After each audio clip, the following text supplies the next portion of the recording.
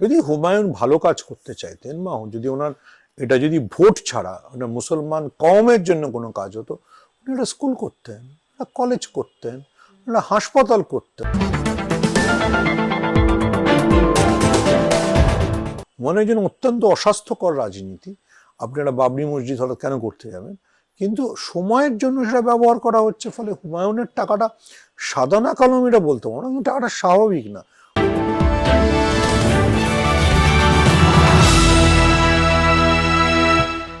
রাজনীতির ময়দানে যখন কেউ দল বানায় তখন প্রশ্ন ওঠে আদর্শ নিয়ে, কিন্তু হুমায়ুন কবিরের ক্ষেত্রে প্রশ্নটা ঘুরে যায় অন্যখানে। টাকা আসে কোথা থেকে? বাবরি মসজিদের জমি কি আকাশ থেকে পড়ল, না ব্যাংক ব্যালেন্সের জোরে নামলো? ক্রাউড ফান্ডিংয়ের নামে কত টাকা ঘোরে আর কতটা সত্যি ব্যাংকের দরজা পেরোয়? এই অঙ্কে অনেকেরই মাথা ঘোরে। এমন সময় ট্রু নিউজ বাংলার ক্যামেরা সোজা হাজির রাজনৈতিক হিসাব নিকাশের মাস্টার মাইন্ড বিশ্লেষক সুমন ভট্টাচার্যের কাছে। বিদেশি টাকা, আইএসআই কানেকশন, কেন্দ্রের নজর, সব মিলিয়ে এটা রাজনীতি নাকি থ্রিলার, সেটাই খুলে বলছেন তিনি।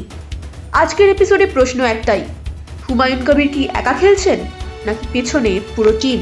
মসজিদ নির্মাণে যে বিপুল অর্থের কথা বলা হচ্ছে, সেই টাকা কি পুরোপুরি সাদা নাকি কালো টাকার আশঙ্কা উড়িয়ে দেওয়া যায় না? কালো টাকা না সাদা টাকা এটা আমি বলতে পারবো না, কিন্তু টাকাটা মানে এই টাকাটা যে একটা অস্বাভাবিক টাকা সেটা তো আপনি মানে মানে বুঝতেই পারছেন। দেখুন, very very very simple and straight things.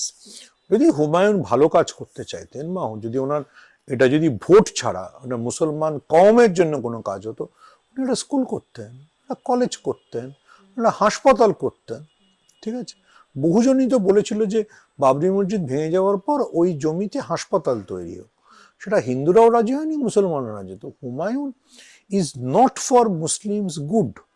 Humayun আজকে সময়ের যে দাবি সে অনুযায়ী মুসলিমদের খেপিয়ে তোলার জন্য একটা যন্ত্র। আপনি যেমন মানে আপনি যখন একটা বাচ্চাকে কুরকুরে দেন, কুরকুরে তো সবসময় খুব স্বাস্থ্যকর জিনিস নয়, কিন্তু হুমায়ুনও স্বাস্থ্যকর জিনিস না। মনে হয় যেন অত্যন্ত অস্বাস্থ্যকর রাজনীতি। আপনি একটা বাবরি মসজিদ হঠাৎ কেন করতে যাবেন? কিন্তু সময়ের জন্য সেটা ব্যবহার করা হচ্ছে, ফলে হুমায়ুনের টাকাটা সাদা না কালো এটা বলতে পারবো না, কিন্তু টাকাটা স্বাভাবিক না। হতেই পারে দেখা যাবে এমন সব অ্যাকাউন্ট থেকে টাকা আসছে যেগুলো বিদেশির বা মানে যেগুলোর সাথে গেরুয়া শিবিরের পরোক্ষ যোগাযোগ আছে। বিদেশি মুসলিম দেশ থেকে অর্থ সাহায্যের অভিযোগ কতটা সত্যি? এর সঙ্গে কি পাকিস্তানের আইএসআই বা বাংলাদেশ ভিত্তিক মৌলবাদী সংগঠনের কোনো যোগ রয়েছে? এই প্রসঙ্গে ওনার মতামত। মুসলিম ভোট সব জায়গায় স্প্লিট করবে না এখন অব্দি। মুর্শিদাবাদ এবং মালদাতেই, যেখানে এটা পুরনো কংগ্রেসের এলাকা, সেখানেই মানে হুমায়ুনের যাবতীয় প্রভাব বা মুসলিম ভোট ওইভাবে কাজ করে। অন্য জেলাগুলোতে খুব একটা মুসলিম ভোট ছিল, আমি মানে অন্য তিনটে মেজর জেলা ধরুন, হাওড়া, হুগলি, উত্তর চব্বিশ পরগনা এবং পূর্ব বর্ধমান, সেখানকার মুসলমান ভোটে খুব একটা প্রভাব পড়বে না। একেবারে মুর্শিদাবাদের পাশের জেলা বীরভূমেও, সেখানেও যেহেতু তৃণমূলের যথেষ্ট শক্তিশালী মুসলিম নেতা আছেন, কাজল শেখ, প্রভাব পড়বে না। কিন্তু ওই দুটো জেলা এবং উত্তর দিনাজপুরে তৃণমূল এমনিতেই খারাপ অবস্থায়, সেখানেও কংগ্রেসের শক্তিশালী নেতা আছেন, ভিক্টর আলী নামুজ ভিক্টর, ফলে সেখানেও কংগ্রেস আইএসএফ হুমায়ুনের জোট হলে তৃণমূলের জন্য চ্যালেঞ্জ। সবচেয়ে বড় প্রশ্ন, হুমায়ুন কবিরের এই মুসলিম সংগঠিতকরণ কি শুধুই রাজনীতি নাকি রাজ্যের অভ্যন্তরীণ নিরাপত্তার জন্য ভবিষ্যতে বড় হুমকি হয়ে উঠতে পারে?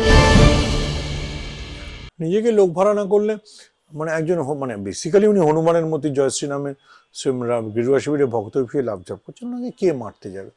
এসবের জন্য লোক ভাড়া পাওয়া যায়, যে আমাকে একটু গুলি চালা, আমি একটু আক্রান্ত হই, তাহলে একটু সিম্প্যাথি হবে, সেটা হুমায়ুন চেষ্টা করতে পারেন। কিন্তু এমনিতে আমার মনে হয় না যে কোনো হিন্দু শক্তি, তথাকথিত হিন্দু শক্তি বা তথাকথিত কেউ ওনাকে অ্যাসাসিনেট করতে যাবে।